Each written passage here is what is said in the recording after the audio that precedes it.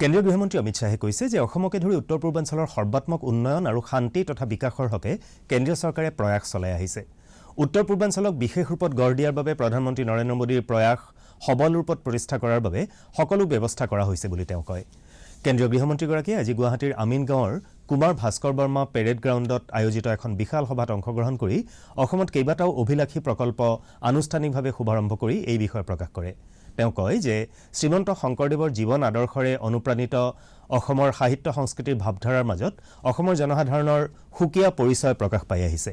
তেওঁ কয় যে মহাপুৰুষগৰাকীৰ আদৰ্শক প্ৰতিভাত কৰি ৰাজ্যখনক সৰ্বক্ষেত্ৰতে বিকশিত কৰি তোলাত কেন্দ্ৰীয় চৰকাৰে বিশেষ গুৰুত্ব দিছে। শান্তি প্ৰতিষ্ঠাৰ জৰিয়তে ৰাজ্যখনত পৰিৱৰ্তন সাধনৰ হকে কেন্দ্ৰ তথা ৰাজ্য চৰকাৰে সফলভাৱে কাম কৰাত গুৰুত্ব দি আহিছে বুলি তেওঁ কয়। ৰাজ্যখনৰ সকলো অঞ্চলৰ লগতে বিশেষকৈ গ্ৰাম্য অঞ্চলৰ জনসাধাৰণৰ সুবিধা হোৱাকৈ চিকিৎসা মহাবিদ্যালয় স্থাপনত গুৰুত্ব দিয়াৰ লগতে উন্নত চিকিৎসাৰ বাবে এইমছ স্থাপনকে ধৰি গুৱাহাটীত দ্বিতীয়খন চিকিৎসা মহাবিদ্যালয় স্থাপন কৰিবলৈ লোৱা হৈছে বুলি তেওঁ জানিবলৈ দিয়ে।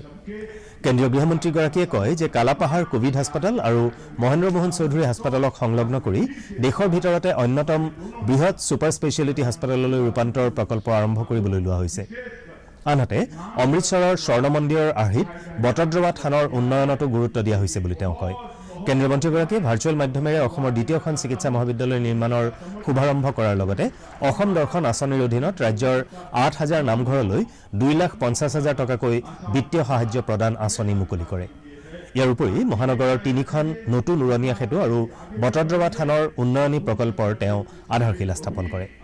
কেন্দ্ৰীয় মন্ত্ৰীগৰাকীয়ে লগতে ৰাজ্যৰ বিভিন্ন জিলাত নিৰ্মাণ কৰিবলগীয়া ৯খন নতুন আইন মহাবিদ্যালয়ৰ আধাৰশিলা আনুষ্ঠানিকভাৱে স্থাপন কৰে।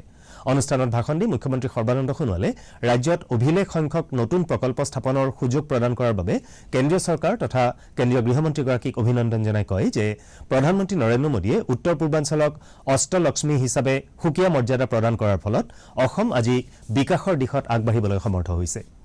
অসমৰ শক্তি সম্পদ আৰু সম্ভাৱনাসমূহ উপযোগীভাৱে গঢ় দিয়াত কেন্দ্ৰীয় চৰকাৰৰ সহযোগত ৰাজ্য চৰকাৰে কাম কৰি আহিছে বুলি তেওঁ কয়।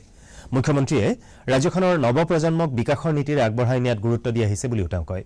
অনুষ্ঠানত লোক নিৰ্মাণ, স্বাস্থ্য, শিক্ষা, বিত্ত বিভাগৰ মন্ত্ৰী ড হিমন্ত বিশ্ব শৰ্মাই কয় যে অসমৰ জনসাধাৰণৰ সকলো প্ৰয়োজনীয়তা দূৰ কৰি স্বাস্থ্য আৰু শিক্ষাকে ধৰি বিভিন্ন ক্ষেত্ৰৰ উন্নীতকৰণৰ হকে কেন্দ্ৰীয় চৰকাৰৰ সহযোগত ৰাজ্য চৰকাৰে বিভিন্ন প্ৰকল্প আঁচনি ৰূপায়ণত গুৰুত্ব দি আহিছে।